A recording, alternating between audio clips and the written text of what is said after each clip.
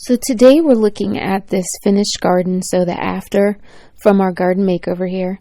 And on the left side of this garden, I've added two thuya shrubs that are a different form than before. I had like these round like globe shrubs, and these are like a tall pyramid type shape, and they're very soft and very pretty. They're like, I would say more like a lime green, or there's a lot of yellow in them. So this will bring a lot of good attention to the front of this garden here.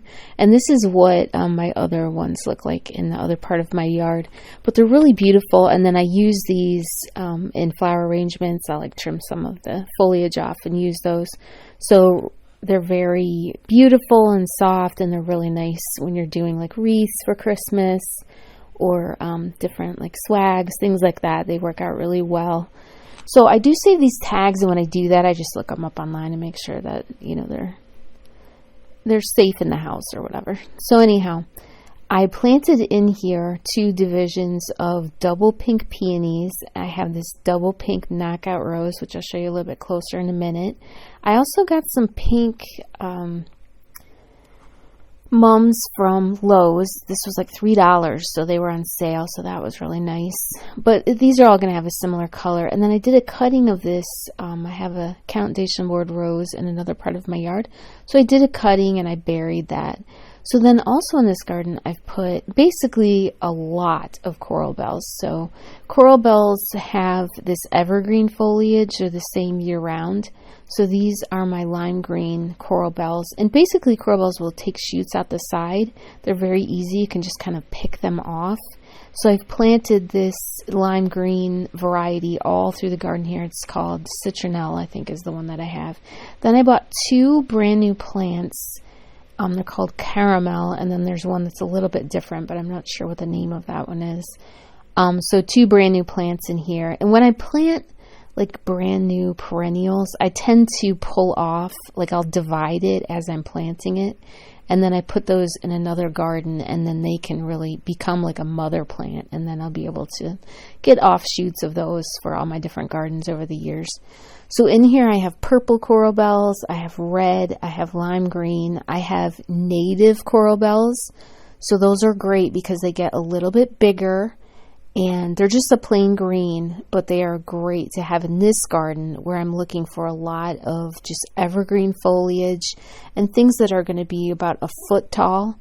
And that way I can go back. You see I have like room in the front here, and I can go back and plant some annuals next year. Like I could do, you know, in patience or whatever, I might do some pink annuals next year.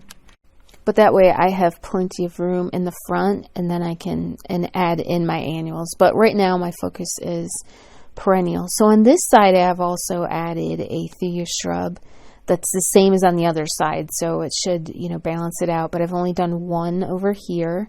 And there is a long-stemmed yellow rose in this side of the garden.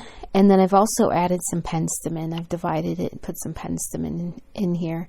But I am concerned about this long-stem rose. This has been here for so long, and it's so beautiful. So I just want to make sure I give this enough room. But then I also added some red dianthus over here as well. And this is that beautiful thuya shrub. And you can see where that, like, if a lot of times I'm cutting roses and maybe some hydrangea flowers, and then I'm also cutting some of that foliage and bringing that inside and using that in my arrangements. So you do want to be careful with whatever foliage you're bringing in. Just make sure that you double check it online. Some of that can be toxic to your pets, so you do want to be careful with that. But I did read a book from P. Allen Smith that basically he said be mindful of like when you're planting things to have like foliage for like for Christmas arrangements and things like that. So I do have a lot of things, like this is the other side of this garden where I have like a blue spruces and just white pines, like different foliage plants, so that I can use those in like wreaths or, you know, the different kinds of Christmas arrangements that I want to do, or Thanksgiving arrangements as well. So here are two like the knockout roses that are on the side. And what I'm trying to do, I go to the front of my yard as well, and I'm just trying to see if this garden is fitting in with what's on the two sides of my yard. That's really important to me. But I do think that this is working out really well at this point, and especially when these things get like their full size. So both these Thioshubs and knockout roses will grow. They'll probably be, almost full grown by the spring. They grow so fast.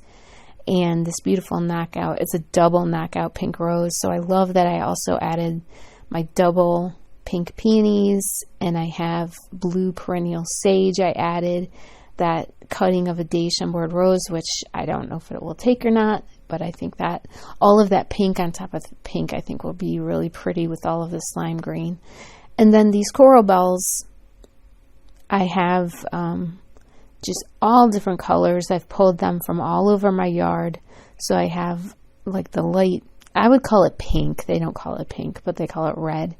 But I have all these different colors of coral bells, and I think it goes really well with all of this different foliage. So love having these dark green globe shrubs and then contrasting that with these same type, so Thioshubs, but the kind of like the lime green or like an electric green color that are in a different shape. So, and then adding in these coral bells. So when these mature, like right now, they're just like a few leaves on here, but when they mature, like that original plant I showed you, it's going to be a big plant. They would be like 2 to 3 feet each, and they grow to about a foot tall. So that should be a great foliage display, so that year round I can be adding different flowers in here, and I can add zinnias in here. I can add different things, and then, but this evergreen foliage will kind of keep this garden looking neat, and it will give it that structure that it really needs. But then I'll have the ability to grow like long stem roses and different roses where, it does kind of end up looking like sticks sometimes, but if I have these foliage plants interspersed with them, then it will clean that whole area up. So I'm really excited about how this turned out, and it looks really good from the front of my yard. And I'm just going to keep an eye on how everything's growing. I do tend to redo a garden, and then I have to start adjusting as things get full size. But it's a good idea to plant things, like in this case it looks like they're small, but you do have to keep in mind like what it's going to look like when they're full size, because sometimes I see people planting gardens where everything looks good when you plant it, but then when it grows, it's like all too big and everything is too overgrown. So you do want to just take all of that into account. So I'm so grateful that you were here and watching this, and you kind of went on this project with me. It's been really fun. This is one that I've been wanting to do for a while, so I really appreciate you watching. Thank you so much.